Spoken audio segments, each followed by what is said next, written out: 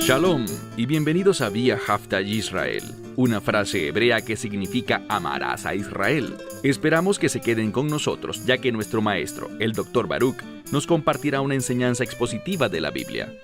El Dr. Baruch es profesor titular del Instituto Zera Abraham, con sede en Israel.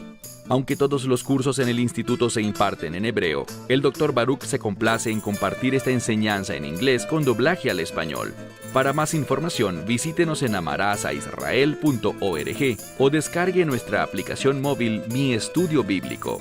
Aquí está Baruch y la lección de hoy. Uno no puede sobreestimar la importancia de un pacto. Un pacto es más que un simple acuerdo. Un pacto, la naturaleza de esa palabra, habla de pureza en una situación. La palabra pacto, brit en hebreo, proviene de una palabra que significa pureza. Es el acuerdo de Dios para obrar en nuestra vida, para producir un cambio, para hacernos puros y santos, para hacernos parte de su familia. Lo que vemos es que la familia de Dios tiene dos componentes distintos. Pablo quiere que entendamos que es solo por la gracia de Dios que esos dos componentes que muchas veces se contraponen, muchas veces son enemigos, pueden unirse y hacerse uno. Dicho esto, vayamos de nuevo a donde quedamos la semana pasada, el libro de Efesios capítulo 2, y ya estamos listos para el verso 12. Aquí Pablo está hablando principalmente a los gentiles, al menos al inicio, y les habla de su condición previa, que ellos estaban en pecado, separados de Dios, sin esperanza ni expectativa de las promesas de Dios, porque ellos carecían de un pacto. Y además, leamos ahora el verso 12. En aquel tiempo, sin el Mesías, sin la fe del Mesías en vuestra vida, y dice que en ese tiempo, no te lo pierdas, sin el Mesías, vosotros erais, y la siguiente palabra aquí tiene que ver con extranjeros o no ciudadanos. ¿De qué? De la política. Esa es la palabra en griego. Es la misma raíz de la palabra actual para política en español que con frecuencia se traduce en la mayoría de las Biblias con la palabra ciudadanía, la ciudadanía de Israel. Lo que quiero que veas es que hay una relación estrecha entre lo que Dios está haciendo, su familia y el término Israel. Israel es una palabra muy significativa, porque cuando miramos a los profetas, es a Israel a quien Dios va a usar para establecer su reino. Y me dirás, ¿Israel? Así es. Piensa en un momento en lo que el Mesías dice en Mateo capítulo 23, al final del capítulo. Yeshua está hablando y dice, ¿cuántas veces quise o anhelé, un término de profundo deseo, cuánto quise reunirlos, hablando de las tribus de Israel, como la gallina junta a sus polluelos, pero tú no quisiste? Me pregunto, ¿qué le dirá esto a aquellas personas que creen que no existe el libre albedrío, que todo lo decide Dios? ¿Fue acaso el deseo de Dios que Israel no quisiera? No. Pero no te pierdas lo último. Él dice, de cierto les digo, que no vendré, pues el Mesías no regresará. ¿Y cuáles son las implicaciones del regreso del Mesías? Podemos responderlo con una sola palabra, el reino. Cuando el Mesías regrese, vendrá a establecer un reino, y ese reino no será establecido hasta que el día de juicio se ejecute primero. Y por causa de ese día, que está relacionado con la ira, el Mesías vino la primera vez para que no fuéramos hijos de ira, lo cual somos por naturaleza, sino que fuésemos redimidos, es decir, posesión adquirida del Dios viviente. Así que hablando aquí con las naciones, lo sabemos por lo que dice en el verso 11. El verso 12 dice, en aquel tiempo estabais sin Mesías, extranjeros de la ciudadanía de Israel y ajenos, no te pierdas esto, dice, a los pactos de la promesa. Aquí vemos sin duda alguna esta unión entre el pacto y las promesas de Dios.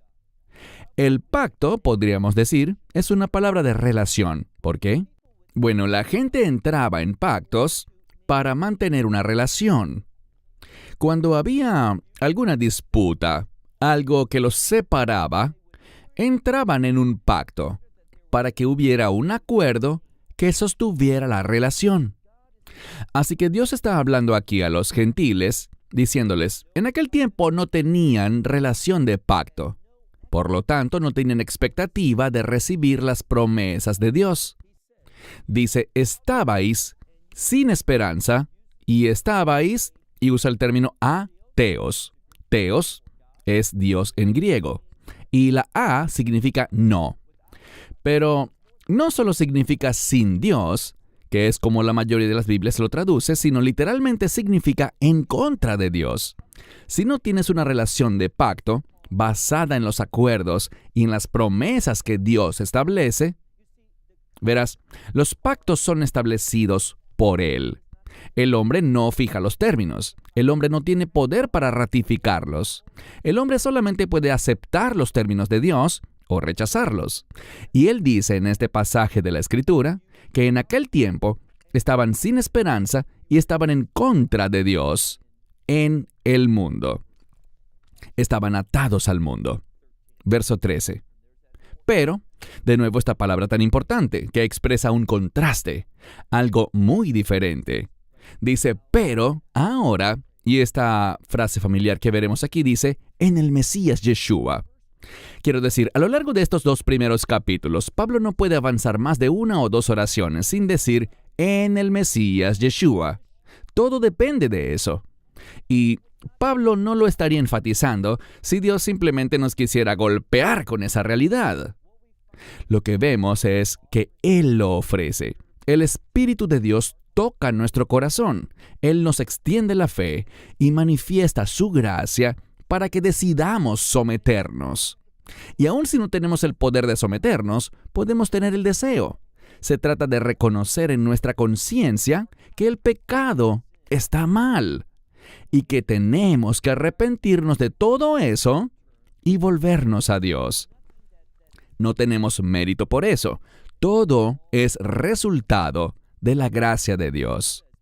Leemos, pero ahora, en el Mesías Yeshua, vosotros que en otro tiempo estabais lejos. ¿Quiénes? Los gentiles. Dice, habéis sido acercados. ¿Cómo? Dice, en la sangre del Mesías Yeshua. Y como hemos dicho, hay una conexión entre la sangre y la redención. Sin sangre no hay redención. Y todo llega a su clímax en la sangre del Mesías. Todos los demás sacrificios y ofrendas y la sangre derramada no tenían un efecto eterno. Lo máximo que podían hacer era poner una cobertura. Todo lo que eso hacía era mostrarnos el carácter de Dios, que desde la perspectiva de Dios, el pecado produce muerte, y que la única manera de tratar con el pecado es por medio de la expiación que hacía que el juicio de Dios se pospusiera. Pero lo que vemos aquí es que la sangre, la única sangre que verdaderamente redime, es la sangre del Mesías Yeshua. Así que ahora por medio del Mesías Yeshua, vosotros que estabais lejos, habéis sido acercados en la sangre o por medio de la sangre del Mesías. ¿Cuál es el resultado de esta sangre? Verso 14. Porque Él es nuestra paz. Bien, Pablo explicará por qué en este verso él dice que Él es nuestra paz. Está hablando de nuestra en referencia a 2 grupos. Está hablando de los que estaban lejos, o sea, los incircuncisos, y el segundo grupo son los que estaban cerca, los que sí estaban circuncidados. Quiero señalar algo. A menos de que lo entendamos correctamente, vamos a llegar a una conclusión teológica errada. Aunque Israel, hablando del pueblo judío, aunque estaban cerca de Dios, si se quedaban en esa condición no tendrían esperanza. La circuncisión no salva a nadie. Y la razón por la que dice que estaban cerca, en este pasaje, es porque ellos tenían la promesa de pacto, o como Pablo dijo antes, Ellos tenían la revelación. Ellos tenían la palabra de Dios. En el libro de Romanos, Pablo también habla acerca de Israel y dice, ¿qué ventaja tiene el ser judío? Y responde que muchas. Y lo primero que menciona es que ellos tienen la palabra de Dios. Esa es la clave, la palabra de Dios. Allí está la revelación. Y es esa revelación a la que podemos responder para avanzar en dirección hacia Dios, para que la verdad se nos manifieste y así podamos responder y Dios pueda obrar en nuestra vida. Verso 14. Porque Él es nuestra paz y Él ha hecho a ambos grupos, judíos y gentiles, uno solo. Y Él ha hecho algo. Él derribó la pared intermedia de separación, la enemistad, que estaba ¿dónde? Bueno, en la carne, pero fue destruida en su carne, es decir, en la carne del Mesías. Avancemos al verso 15. Porque realmente los versos 14 y 15, si miras manuscritos antiguos de Efesios, verás un debate sobre dónde termina el verso 14 y dónde comienza el 15. En el texto original no había versículos, simplemente se leía todo corrido, y a veces pienso que eso era mucho mejor. Pero el verso 15 habla de la ley. Es la palabra nomos en griego o Torah en hebreo, y necesitamos entenderla en dos sentidos. Existe la Torah o la ley refiriéndose a los mandamientos, pero así no es como se usa aquí. Pablo usa el término ley como sinónimo de doctrina, de regla, una norma. Y lo que está diciendo en el verso 15 es la ley de los mandamientos. Y cuando dice mandamientos, sí está hablando de lo que normalmente entendemos como la Torá o la ley. Así que está hablando de una norma, de un estándar de los mandamientos. Una ley que tiene que ver con los mandamientos. ¿Cuál es esta ley? Bueno, dice que está en las ordenanzas. Deja muy claro que está hablando de los mandamientos y los estatutos. Y dice que hay una regla, quizás así sea más fácil entenderlo, concerniente a la ley. ¿Cuál será? Pablo habla bastante de esto en Romanos capítulo 7. Allí explica cómo la ley tiene un efecto sobre nosotros. Cuando Dios dice, no harás esto, como estoy en la carne, con una naturaleza carnal, si Dios prohíbe algo que dice mi carne, quiero hacerlo. Y cuando Dios dice, haz aquello, mi carne dirá, no quiero. Esa es la ley de los mandamientos. Los mandamientos despiertan una pasión por el pecado en nosotros. Y Dios dice que Él quiere ponerle fin a eso. Eso es verdad para todo el mundo, tanto judíos como gentiles. Pero volvamos al verso 14, a la segunda parte. Leemos que, por medio de la carne del Mesías, Él ha derribado esa pared de separación. Aquí hay una pregunta. Si vas a la mayoría de los comentaristas cristianos, encontrarás que interpretan esa pared de separación como la que dividía al judío del gentil. Pero no es así, y lo veremos de manera innegable.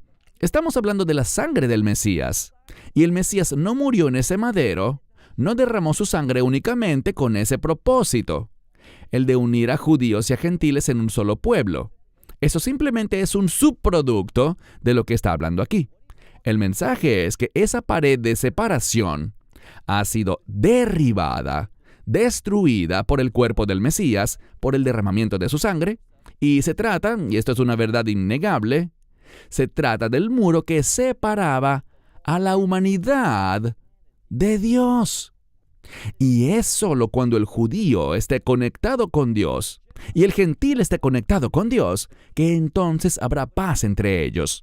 Pero en primer lugar, lo que se enfatiza aquí es la paz que tanto judíos como gentiles pueden tener, esa misma paz entre ellos y Dios.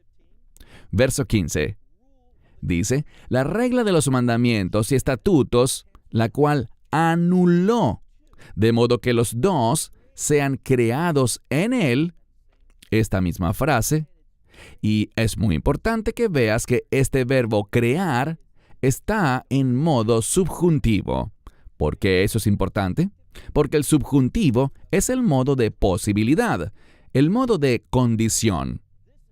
Esta es una realidad, pero está condicionada ¿a qué? A estar en el Mesías. Verso 15. Con el fin de que ambos, judíos y gentiles, sean creados uno en él para un hombre nuevo. Esto tiene implicaciones importantísimas, porque ahora somos un nuevo hombre. ¿Quiénes? Judíos y gentiles. Hemos sido hechos uno en el Mesías y tenemos, como veremos pronto, el mismo acceso a Dios. Anteriormente, los de origen judío, antes del Mesías, tenían una ventaja porque tenían la profecía, tenían la ley, tenían la palabra de Dios, y eso los posicionaba, si lo ponían en práctica, los posicionaba para entender mejor lo que Dios haría. Pero cuando un gentil recibe la revelación del Mesías y responde al Evangelio, entonces vemos que ambos son unidos en uno, en Dios, en unidad perfecta, y dice que serán hechos en Él un hombre nuevo. No dos personas distintas con ventajas similares, sino una persona nueva. Quisiera hacer un breve paréntesis porque esto tiene implicaciones muy importantes. Quiero decir que no existe un estilo de vida para el creyente judío y otro estilo de vida para el creyente gentil. La verdad es la verdad. La justicia es la justicia. Y Dios quiere que apliquemos su palabra, toda su palabra, a nuestra vida, bajo la dirección y la guía del Espíritu Santo. No importa si eres de ascendencia judía o no. Y de eso es de lo que está hablando aquí. Noten cómo termina. Dice que de los dos hizo una nueva creación en él, un hombre nuevo. Él hizo. ¿Y cómo termina el verso? Termina con el concepto de la paz. ¿Por qué eso es importante?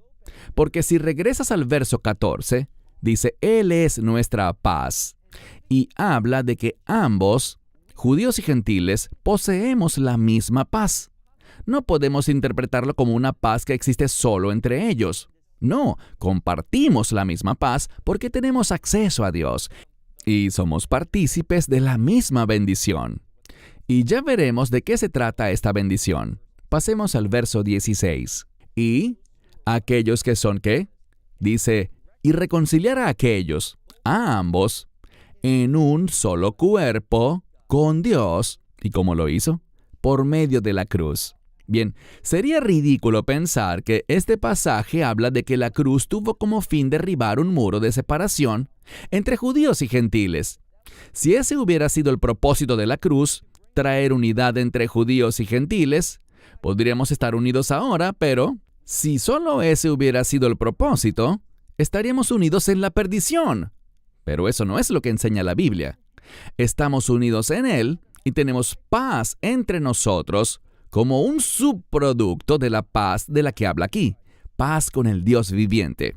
Y por eso escribe, verso 16, y reconciliar a los dos en un cuerpo con Dios por medio de la cruz, habiendo dado muerte a la enemistad.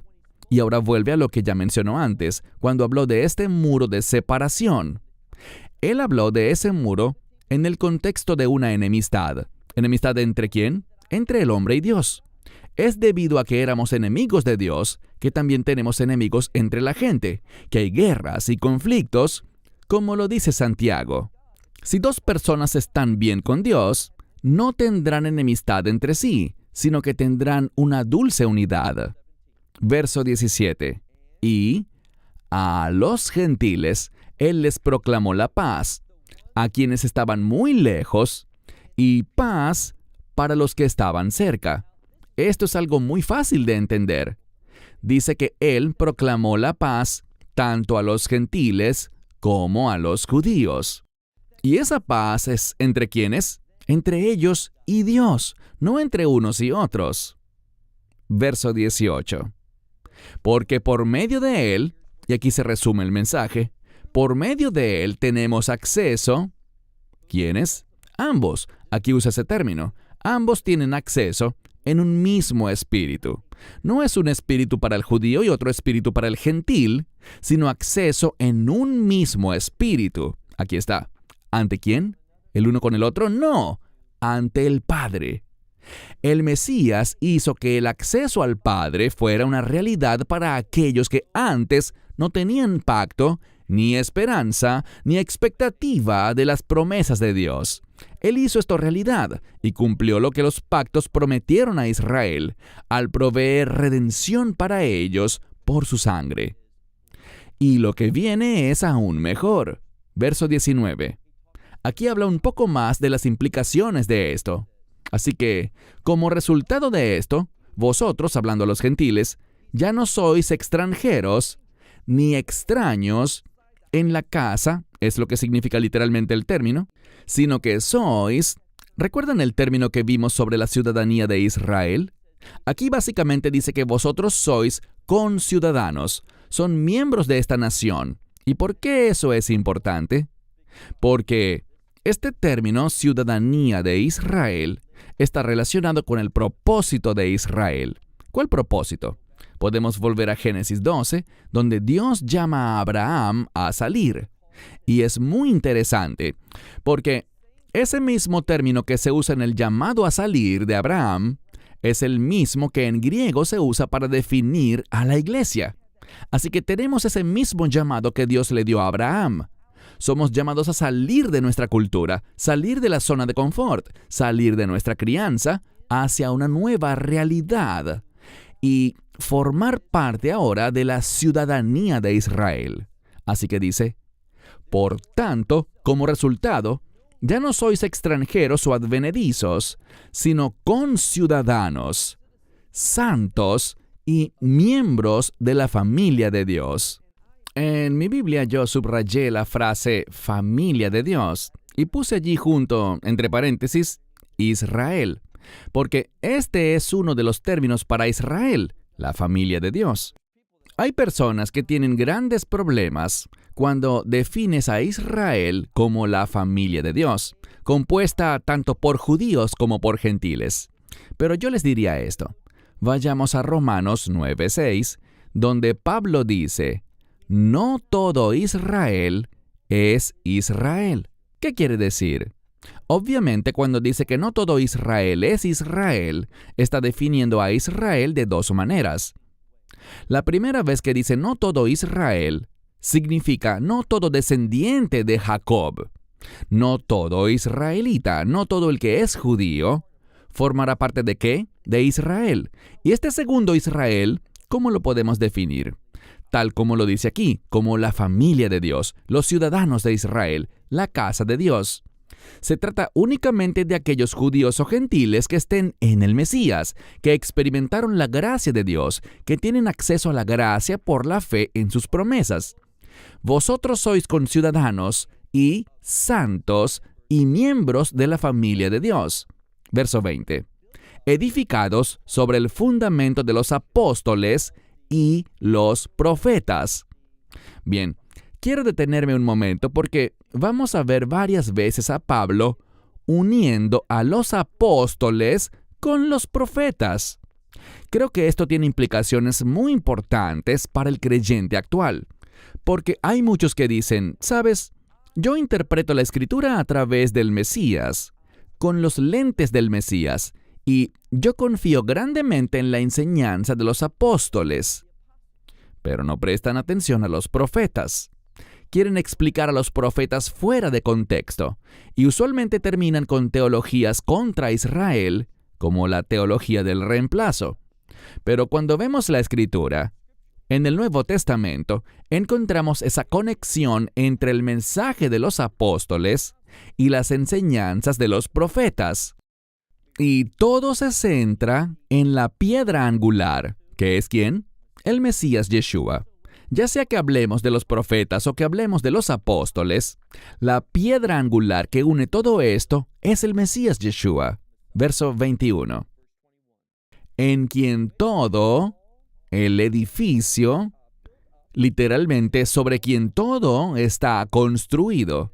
Y dice aquí que nosotros somos unidos y ajustados de manera precisa. ¿Creciendo para qué? Para ser un santuario santo en el Señor. Me encanta esto. Crecemos para volvernos un santuario en el Mesías. ¿Por qué es importante? ¿Cuál era el propósito del santuario? Dos cosas. Primero, la adoración y segundo, la manifestación de Dios. Y debería ser en orden inverso. Primero la manifestación de Dios, que conduce a la adoración. Dios nos está edificando, nos está haciendo crecer y madurar, para que cuando la gente nos vea, vean la revelación de la gloria de Dios y sean movidos a adorarle a Él.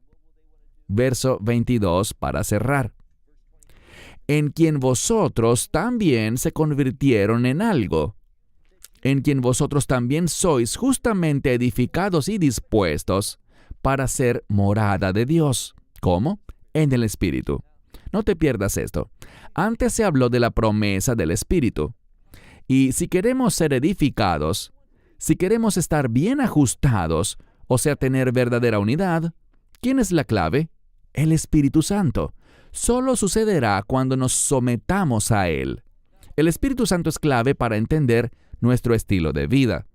En los capítulos 1 y 2 de Efesios, Pablo habló de cómo todos estábamos muertos en delitos y pecados, cómo vivíamos antes según la corriente de este mundo, bajo el príncipe de la potestad del aire, no del cielo, sino de este aire, esta creación caída. Pero ahora, por medio de la salvación que experimentamos, somos receptores del Espíritu Santo y eso lo cambia todo. Ahora, por la unción del Espíritu, somos hechos una nueva creación, un nuevo hombre. ¿Y el resultado? Que nos convertimos en una especie de templos individuales.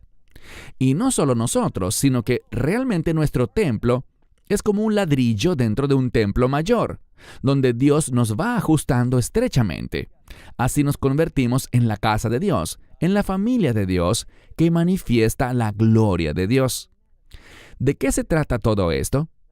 Podemos remontarnos a Génesis capítulo 1, cuando Dios creó al hombre a su imagen. Eso no significa que nos parezcamos físicamente a Dios, sino que fuimos llamados a reflejarlo. Imagen significa reflejo. Somos llamados a reflejar a Dios, reflejar su carácter, su naturaleza. Por eso es que en el judaísmo hay una conexión única entre Israel y la luna. El mes, las festividades, todo está ligado a la luna de manera especial. ¿Por qué? Porque la luna no tiene luz propia, sino que refleja la luz. Eso es lo que Israel debe hacer, los ciudadanos de Israel.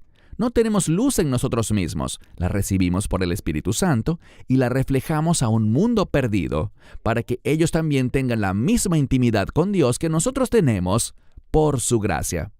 Esperamos que te hayas edificado con el mensaje de hoy y lo compartas con otros. Te invitamos a seguir nuestros estudios cada semana por este canal y por el portal de YouTube de Amarás a Israel. También puedes descargar nuestra aplicación móvil gratuita, Mi Estudio Bíblico. Finalmente, para obtener más información sobre nosotros, visita nuestra web amarasaisrael.org, donde encontrarás otras conferencias de Baruch en audio, video y texto. Hasta el próximo programa. Que el Señor te bendiga en Yeshua HaMashiach, Jesús el Mesías, mientras caminas con Él. Shalom desde Israel.